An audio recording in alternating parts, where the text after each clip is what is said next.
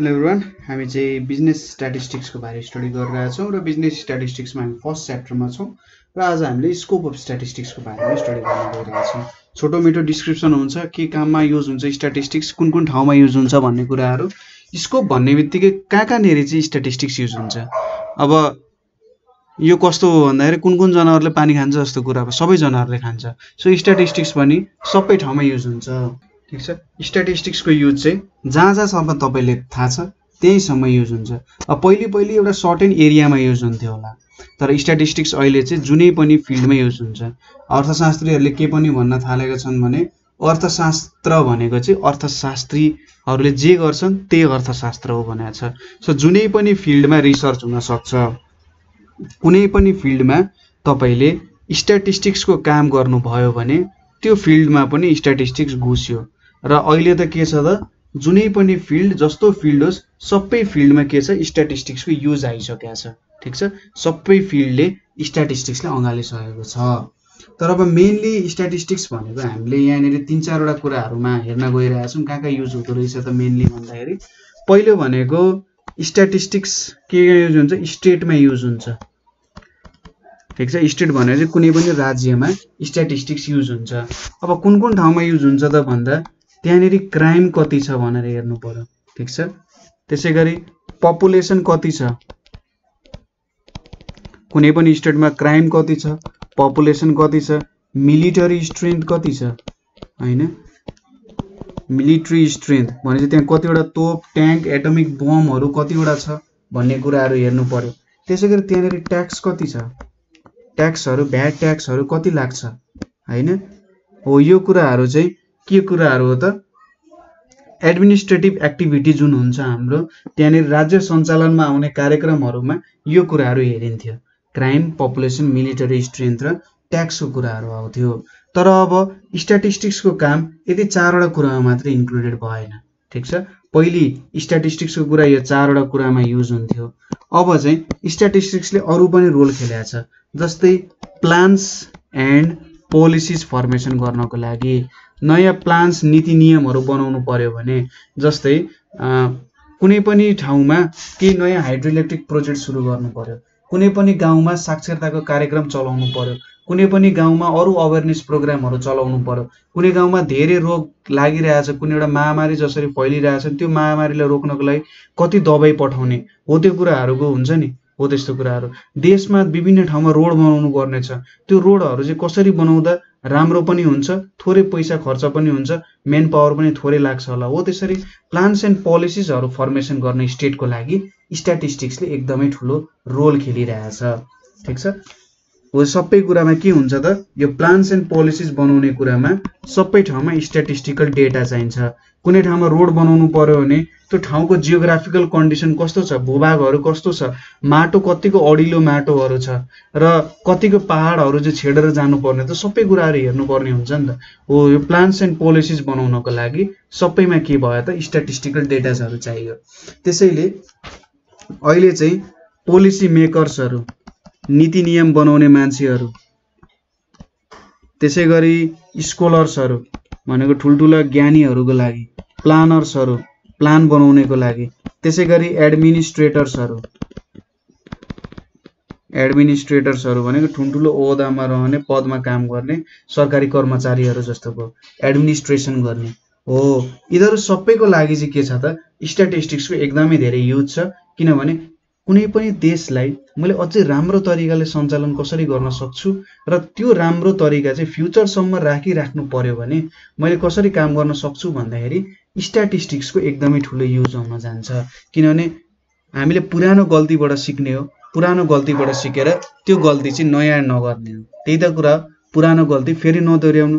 पुरानो गल्ती नदोहोऱ्याउनु त पुरानो गल्तीहरू चेक गर्नु पर्यो नि, मैले कुन ठाउँमा चाहिँ यस्तो काम गरेँ जसको कारण गल्ती भयो, हैन।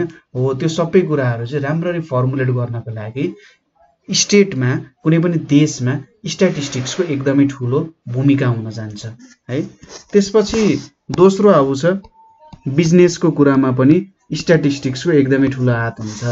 कुनै पनि तपाईँले बिजनेस सञ्चालन गरिराख्नु भएको छ भने त्यसमा स्ट्याटिस्टिक्सले ठुलो भूमिका खेल्छ। अब पहिले के थियो भने बिजनेसको जुन फर्म्सहरू थियो, बिजनेस फर्म्सहरू एकदमै सानो थियो र ओनर्सहरू जुन बिजनेसको ओनर्सहरू थिए तिनीहरू चाहिँ एउटा सानो एरियामा आफ्नो केही बिजनेसको एक्टिभिटी चलाएर बसेको हुन्थे, केही बिजनेस गरेर काम गरेर बसिरहेको हुन्थे।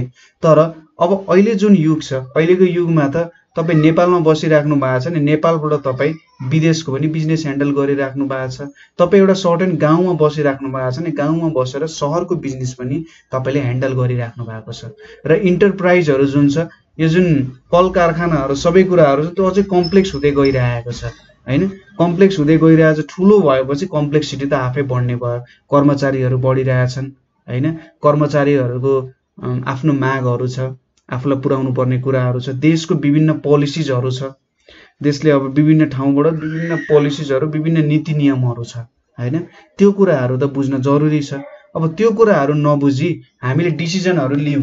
ठुल्ठुलो कम्पनी छ, त्यो ठुल्ठुलो कम्पनीमा त सानो सानो डिसिजनको मिस्टेकले पनि के हुनसक्छ, ठुल्ठुलो घाटा हुनसक्छ हैन, ठुल्ठुलो घाटा हुनसक्छ।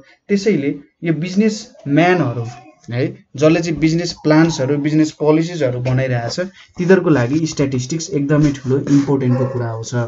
बिजनेस भनेपछि के कुरासँग रिलेटेड भयो भन्दा कुनै पनि कस्टमरसँग रिलेटेड भयो हैन। कस्टमरलाई म कस्तो सर्भिस दिइरहेछु भन्ने कुरासँग बिजनेसको ठुलो लिङ्क छ। एउटा कस्टमरलाई कस्तो खालको सर्भिस दिन्छु हैन, हो त्यो मेन कुरा। राम्ररी दिन्छु, सुलभ तरिकाले दिन्छु, कस्ट इफेक्टिभ तरिकाले दिन्छु भने के हुन्छ त, मैले कस्टमरलाई खुसी बनाएँ भने मेरो प्रोडक्ट बिक्छ।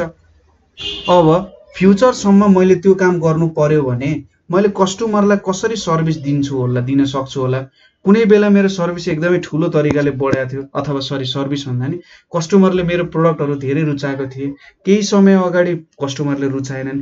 किन त्यसरी रुचाएनन् भन्दाखेरि हामीले डेटाजहरू हेर्छौँ, पुरानो डेटाहरू हेर्छौँ र त्यो अनुसार जहाँनेरि गल्ती भएको थियो त्यसलाई सुधार्ने र जहाँनेरि चाहिँ राम्रो भएको थियो त्यसलाई लिएर प्लान्स एन्ड पोलिसिजहरू चाहिँ फर्मेसन गर्ने। सो बिजनेसमा के को लागि युज भयो होला त भन्दाखेरि हामीले बिजनेसमा चाहिँ स्ट्याटिस्टिकल एनालाइसिस किन युज गर्छौँ भन्दा प्रोडक्सनमा राम्रो चेन्ज आओस्, प्रोडक्सन राम्रो होस्, सेल्स राम्रो होस्, मार्केटिङ राम्ररी गर्न सकियोस् हैन, फाइनेन्सको कुराहरू स्टेबल होस्, ठीक छ। त्यसै गरी क्वालिटी कन्ट्रोल, सामानहरूमा चाहिँ क्वालिटी होस्, बिना क्वालिटीको सामान कुनै पनि मार्केटमा नजाओस् हैन। त्यसै गरी यहाँ चाहिँ के हुन सक्छ भन्दा म्यानेजरले, कुनै पनि एउटा कम्पनी छ, त्यो कम्पनीमा एउटा म्यानेजर हुन्छ। अब त्यो म्यानेजरले त सबै कुराहरू म्यानेज गर्नुपर्ने हुन्छ, कस्तो खालको प्रोडक्ट बनिरहेछ, अनि त्यहाँनेरि काम गर्ने जुन वर्कर्सहरू छन्, वर्कर्सहरूले कसरी काम गरिरहेछन् त, हो त्यो कुरा हेर्नु पर्यो। कसले राम्रो काम गरिरहेछ, अब उसको अनुसार खटाएको मान्छेहरू हुन्छ होला, तर उसले त सबै कुरामा एउटा डिसिजन लिने त हात उसको हुन्छ नि हो। यदि उसले सबै कुराको इन्फर्मेसन लियो, जस्तै उसले एउटा कामदार हेरिरहेछ, त्यो कामदार चाहिँ समयमा कहिले पनि आउँदैन, काम पनि राम्ररी गर्दैन हैन हो। उसले त त्यत्तिकै भन्न त गाह्रो हुन्छ नि, त कहिले समयमा पनि आउँदैनस्, काम पनि राम्ररी गर्दैनस्। कामदारले सोध्न सक्छ तपाईसँग के प्रुफ छ भनेर हैन। उसले भन्न सक्छ नि तपाईको मैले टाइम टेबल ल्याएको छु, तपाईँ यो बेलामा यति बेला आउनु भयो, तपाईँले यतिवटा यस्तो प्रोडक्टमा यसरी बनाउनु भयो भनेर देखाइदिएपछि त एउटा उसलाई सजिलो भयो नि। ए मैले चाहिँ यस्तो ठाउँमा गल्ती गरेको रहेछु है भनेर ठ्याक्कै देखाइदिएपछि त मान्छेले के बोल्न सक्छ हो। म्यानेजरको लागि मैले जस्ट एउटा इक्जाम्पल दिएको, म्यानेजरलाई, कुनै पनि कम्पनीको म्यानेजरलाई के फाइदा भयो त भन्दा उसले इन्फर्मेसन निकाल्न सक्यो, त्यहाँबाट इन्फर्मेसन निकालेर त्यहाँनेरि क्वालिटी कन्ट्रोलको कामहरू, फाइनेन्सको कामहरू चाहिँ सजिलै रन गराउन सक्यो हैन। त्यसै गरी स्याम्पलिङ मेथड्सहरू गर्न सक्यो। जस्तै नेपालमा वाइवाई चाउचाउ धेरै बिक्री हुन्छ, किन बिक्री हुन्छ भनेर सपोज गरौँ वाइवाई चाउचाउ थोरै बिक्री हुन थाल्यो। अब एउटा जुन वाइवाईको टिम छ, वाइवाईको टिमले के गर्छ, मार्केटिङको मान्छे एउटा सानो ठाउँमा पठाउँछ। सपोज पूर्वको कुनै जिल्लामा धेरै वाइवाई बिक्री हुन्थ्यो अरे, तर त्यो जिल्लामा पनि वाइवाईको बिक्री घट्यो। किन घट्यो भनेर पूर्वको जिल्लामा मान्छेहरू खटाउँछ, खटाएर मान्छेहरू उसले इन्फर्मेसन एक्सट्र्याक्ट गर्छ, किन बिक्री भएन, अर्को चाउचाउ आयो भए चाउचाउको टेस्ट बिग्रिन थाल्यो, धेरै भित्रको मसलाहरू बिग्रियो, धेरैजना बिरामी हुन थाले, हो त्यस्तो कुराहरू आउँछ नि। हो त्यो भनेको चाहिँ इन्फर्मेसनहरू एक्सट्र्याक्ट गर्न सकिन्छ। ठिक छ, सर्वे गर्न सकिन्छ जहाँबाट चाहिँ कस्टमरको प्रिफरेन्सहरू थाहा हुन्छ। यदि कस्टमरलाई के मनपर्छ भन्ने कुरा थाहा भयो भने त हामी कस्टमरलाई त्यही प्रोडक्ट अलिकति सस्तो दाममा पठायौँ भने त कस्टमरले किन्छ नि, त अभियस कुरा हो हैन।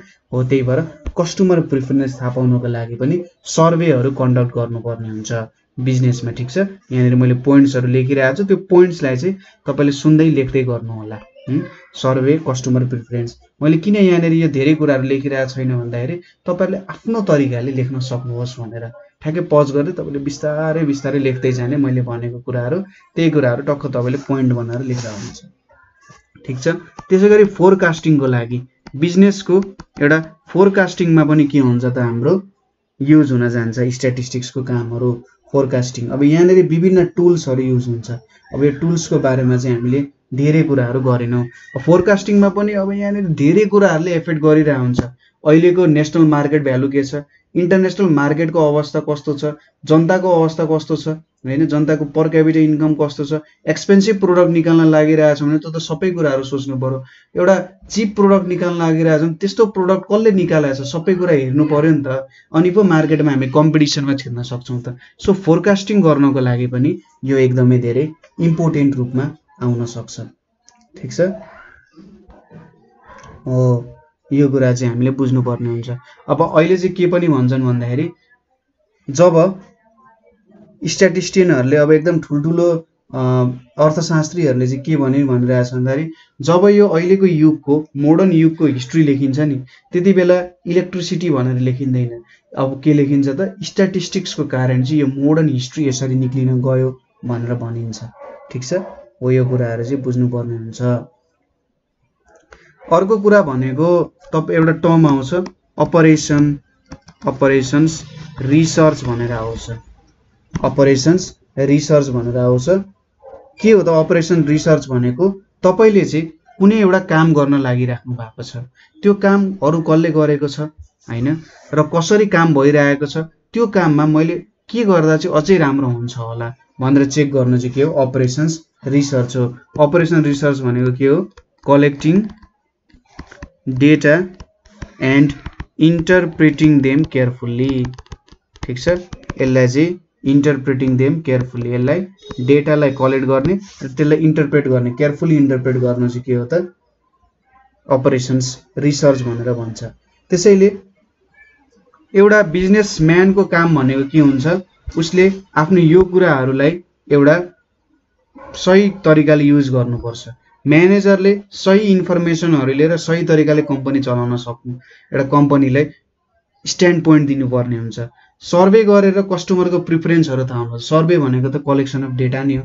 यहाँनिर जे कुराहरू आइरहेछ यो कुराहरू सबै इन्फर्मेसन कलेक्सन हो, डेटा कलेक्सन हो। सो डेटा कलेक्सन कति इम्पोर्टेन्ट रहेछ बिजनेसमा हामीलाई थाहा भयो नि, त्यसैले बिजनेसमा यसको एकदमै ठुलो युज छ। त्यसैगरी अब आउँछ इकोनोमिक्समा। इकोनोमिक्स भनेपछि चाहिँ अर्थशास्त्र हुन जान्छ। मैले कतै स्ट्याटिस्टिक्सलाई अर्थशास्त्र भनेको त्यसको लागि म सरी छु है। स्ट्याटिस्टिक्स भनेको चाहिँ तथ्याङ्क शास्त्र, मेरो नेपाली अलिकति कमजोर छ, त्यही पनि ठिक छ। इकोनोमिक्स के भयो, अर्थशास्त्र भयो, र हाम्रो स्ट्याटिस्टिक्स भनेको तथ्याङ्क शास्त्र है। ठिक छ, ल इकोनोमिक्समा पनि के हुन्छ त यसको एकदमै धेरै युज आउँछ। ठिक छ, अब अर्थशास्त्रको कुरा गर्दा अल्फ्रेड मार्शलले के भनेका छन् भन्दा तथ्याङ्क शास्त्र भनेको चाहिँ सानो एउटा त्यान्द्रा हो र त्यो सानो सानो त्यान्द्राहरू मिलाउँदै मैले चाहिँ इकोनोमिक्स क्रिएट गर्नुपर्छ। स्ट्याटिस्टिक्स भनेको चाहिँ परालको एउटा त्यान्द्रा जस्तो हो र त्यो त्यान्द्राहरूबाट मिलाउँदै मिलाउँदै मैले चाहिँ अर्थशास्त्र क्रिएट गर्ने हो, इकोनोमिक्सको क्रिएसन गर्ने हो भनेर भनिन्छ। सो इकोनोमिक्समा पनि स्ट्याटिस्टिक्सको कति धेरै युज आउँछ होला भन्ने कुराहरू हामीले थाहा पाउन सक्छौँ। इकोनोमिक्स भनेको जेनरली केसँग रिलेटेड छ भन्दाखेरि production and distribution of wealth, production and distribution of wealth. त्यसैगरी यसको कन्जम्सनसँग पनि इकोनोमिक्सले रिलेटेड छ। अरु केसँग छ त भन्दा सेभिङ एन्ड इन्भेस्टमेन्ट। यो कुराहरुसँग इकोनोमिक्स रिलेटेड छ, इन्भेस्टमेन्ट अफ इन्कमसँगहरु रिलेटेड छ। अब यहाँनेरि हामीले स्ट्याटिस्टिकल डेटा र मेथड्सहरुले चाहिँ इकोनोमिक्समा युज गर्छौं। जस्तै के कुरा गर्छौं हामीले भन्दा हामीले केही कुरा प्रोड्युस गर्नुपर्ने छ हैन, केही कुरा प्रोड्युस गरिरहेछौं, त्यो कुरा कसको लागि प्रोड्युस गरिरहेछौं भन्ने कुरा हुन सक्छ। जस्तै हामीले कुनै एउटा सामान व्हील चेयर प्रोड्युस गर्यौं। व्हील चेयर भनेको जो चाहिँ डिजेबल्ड पर्सनहरु हुनुहुन्छ उहाँहरु हिड्न सक्नु हुँदैन, उहाँहरुको लागि हामीले व्हील चेयर बनाइरहेछौं हैन। व्हील चेयर बनाइरहेछौं भने हो त्यस्तो कुरा हामीले सोचिराख्दाखेरि के गर्नु पर्यो त, स्ट्याटिस्टिकल डेटाहरु बनाउनु पर्यो। कस्तो त, कति जना चाहिँ अपाङ्ग हुनुहुन्छ हैन, कति जना अपाङ्ग हुनुहुन्छ, उहाँहरुलाई कस्तो खालको व्हील चेयर चाहिएको छ। अब जस्तै ठुलो वैज्ञानिक स्टिफन हकिङको व्हील चेयरमा धेरै कुराहरु थियो, के उहाँहरुलाई त्यस्तो धेरै कुराहरु चाहिएको हो कि, अथवा साधारण हिन्डुल गर्न मात्र चाहिएको हो कि त एकदम स्पेशल भर्जनै सबै कुराहरु भएको व्हील चेयरहरु चाहिएको हो। त्यस्तो कुराहरु तपाईले सोच्नु पर्यो र त्यसको लागि त तपाईले डेटा कलेक्ट गर्नुपर्ने हुन्छ। कस्तो टाइपको मान्छेहरु हुनुहुन्छ, के भएको हो र उहाँहरुलाई कस्तो टाइपको प्रोडक्टहरु चाहिएको छ भन्ने कुरा गर्नु पर्यो भने त तपाईले स्ट्याटिस्टिक्सको युज आयो। यहाँनेरि डाटाहरु कलेक्ट गर्नै पर्ने हुन्छ जसरी भए पनि।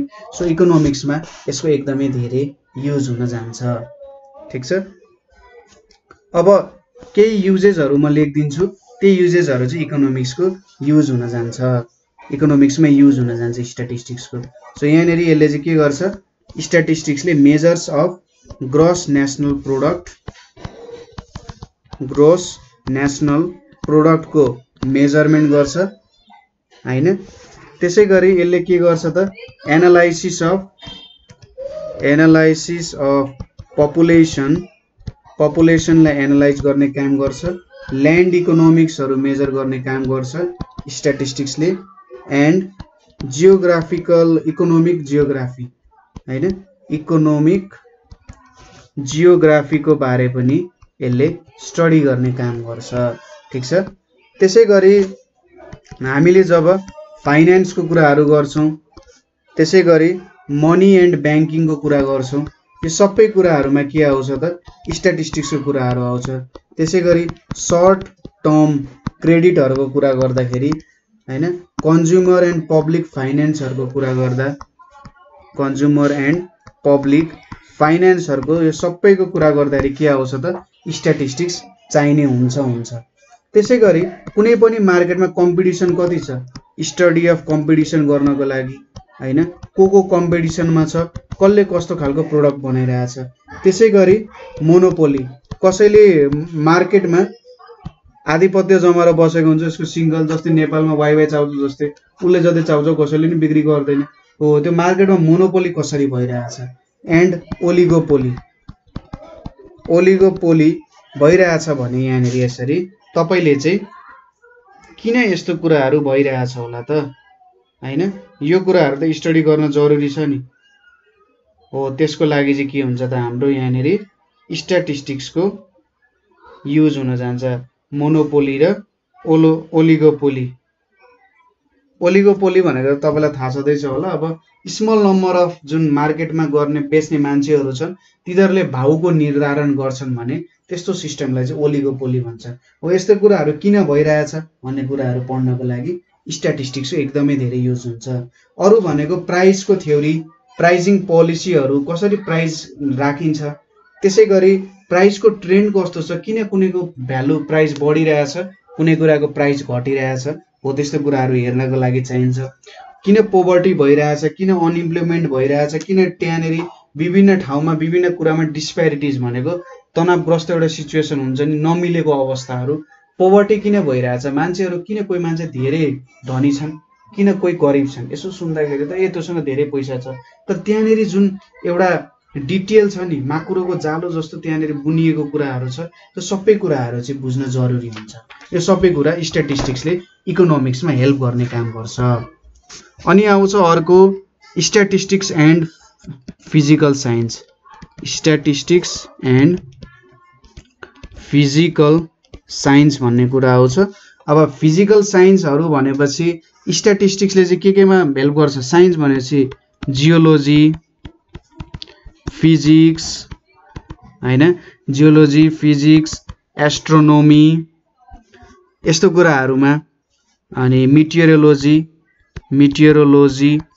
हैन केमिस्ट्रीहरुमा यस्तो कुराहरुमा चाहिँ स्ट्याटिस्टिक्सले हेल्प गर्छ पुरानो समयमा कुनै कुराहरु कुनै तपाईले फिजिक्सहरुमा केमिस्ट्रीमा एस्ट्रोनोमीहरुमा नयाँ थ्योरीहरु निकाल्नु भयो भने त्यतिबेला तथ्याङ्कहरु युज गरेर निकाल्नुहुन्थ्यो अझै पनि विभिन्न थ्योरीहरुमा चाहिँ तपाईले स्ट्याटिस्टिक्सको युज गरिराख्नु भएको हुन्छ अब बायोलोजीमा पनि युज भइरा हुन्छ यो लेटेस्ट डेभलपमेन्टहरु जे देख्नु भएको छ नि सबै स्ट्याटिस्टिक्सकै देन हो स्ट्याटिस्टिक्स नभएको भए यहाँनेर जुन थ्योरीहरु निक्लिन्छ जुन चाहिँ प्र्याक्टिकल्ली एप्लाई भइरा हुन्छ त्यो कुराहरु युज गर्न सकिन्न थियो होला ठीक छ त्यसैगरी अरु कुरा के पनि आउन सक्छ भन्दाखेरि यहाँनेर जस्तै डिजिजहरुको कुरा गर्दा मान्छेहरुमा के गरिन्छ भ्याक्सिन बनाउनु पर्यो कुनै नयाँ रोग आयो भ्याक्सिन बनाउनु पर्यो नि हो त्यतिबेला त हामीले सर्टेन पपुलेसनमा भ्याक्सिन टेस्ट गर्छौं हो त टेस्ट गरिसकेपछि यो पपुलेसनमा काम गर्यो त्यसैले अब सबैतिर फैलाउँ तर यो पपुलेसनमा राम्ररी काम गरेन त्यसैले नफैलाउँ यो भ्याक्सिनलाई हो त्यस्तो कुराहरु आउन सक्छ अब त्यसको लागि त हामीले स्याम्पलिङ गर्नुपर्ने हुन्छ सानो एउटा पपुलेसन लिनुपर्ने हुन्छ जसले सबैलाई रिप्रेजेन्ट गर्न सक्छ हैन कोही अलिकति बिमारी होला कोही धेरै बिमारी होला कोही एकदम हेल्दी होला त्यो पपुलेसनमा त सबै मान्छेहरु छन् नि हो त्यस्तै मान्छेहरु छान्दै हामीले के गर्छौं दबाईहरु टेस्ट गर्न सक्छौं ठीक छ हो त्यस्तो कुरामा पनि आउँछ त्यसैगरी रिसर्चको कुरामा पनि स्ट्याटिस्टिक्सको नयाँ कुराहरु भेट्दा पनि रिसर्चको कुरामा पनि आउँछ तपाईसँग कुनै न्यू आइडिया छ थ्योरी छ भने तपाईले चाहिँ के गर्नुहुन्छ त रिसर्च गर्नुहुन्छ अब स्ट्याटिस्टिक्स बिना केही पनि रिसर्च गर्न सक्नु हुँदैन अब रिसर्च गर्नको लागि तपाईले त विभिन्न प्लान्सहरु बनाउनुहुन्छ हैन पोलिसीजहरु बनाउनुहुन्छ होला तपाईले रिसर्च गर्ने टेक्निक्सहरु निकाल्नुहुन्छ होला हो त्यो प्लान्स पोलिसीज टेक्निक्सलाई फुलफिल गर्नको लागि त अनि तपाईले सर्टेन एक्सपेरिमेन्ट पनि राख्नुहुन्छ होला हैन एक्सपेरिमेन्टहरु डिजाइन गर्नुहुन्छ होला अब तपाईको फिल्ड अनुसार तपाईले विभिन्न प्लान्स पोलिसीज टेक्निक्स र एक्सपेरिमेन्ट्सहरु निकाल्नुहुन्छ होला तर त्यो सबैलाई पछि एक्सपेरिमेन्ट तपाईले एकचोटी दुईचोटी तीनचोटी गर्ने होइन 1000 2000 3000 चोटी गर्नुहुन्छ नि हो त्यो एक्सपेरिमेन्टबाट सर्टेन रिजल्ट्सहरु निकाल्नको लागि हैन जुन एक्सपेरिमेन्ट्सहरु तपाईले गर्नुहुन्छ त्यहाँबाट रिजल्ट्सहरु निकाल्नको लागि त स्ट्याटिस्टिक्स चाहियो ठीक छ हो त्यसैले स्ट्याटिस्टिक्सको कुरा चाहिँ रिसर्चमा पनि आइरहेको हुन्छ ठीक छ स्ट्याटिस्टिकल एप्रोचहरु रिसर्चहरुमा पनि युज भइरहेको हुन्छ तर यति कुरा चाहिँ के हो भने स्ट्याटिस्टिक्सलाई अलि ध्यान दिएर नै युज गर्नुपर्ने हुन्छ ठीक छ जहाँ पाए त्यही हामीले स्ट्याटिस्टिक्स युज गरेर त्यसरी काम गर्नु हुँदैन एउटा सर्टेन रूपमा मजाले हामीले चाहिँ स्ट्याटिस्टिक्सलाई युज गर्न सकिन्छ सो यहाँनेर हामीले स्कोप अफ स्ट्याटिस्टिक्सको बारेमा स्टडी गर्यौं मैले अघिल्लो भिडियोजहरुमा पनि सायद स्ट्याटिस्टिक्सलाई अर्थशास्त्र भनेर भने होला त्यसको लागि सरी स्ट्याटिस्टिक्स भनेको तथ्याङ्क शास्त्र इकोनोमिक्स भनेको चाहिँ अर्थशास्त्र हो है यो भिडियोमा मैले सरी भने त्यसको लागि सो अरु केही कुरा भयो कहीँनेरि बुझ्नु भएन भने हामीले कमेन्ट गर्न सक्नुहुन्छ अथवा 9849595895 मा कल गर्न सक्नुहुन्छ है so thank you for watching